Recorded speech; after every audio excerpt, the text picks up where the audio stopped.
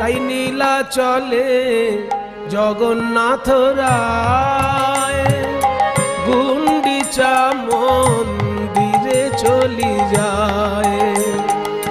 অপরূপ রথের সাজনী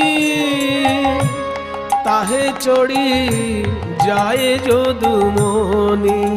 কিবা অপরূপ রথ আগে, অপরূপ রথ আগে নাচে গোরারায় ওই ভক্তগণ সঙ্গে করে নাচে গোরারায়। ওই ভক্তগণ সঙ্গে করে নাচে গোরারায়। আজ নাচে গোরারায় সবে মেলি গায় যত যত মহাভাগে। আজ নাচে গোরারায় সবে মেলি গায় যত যত মহাভাগে।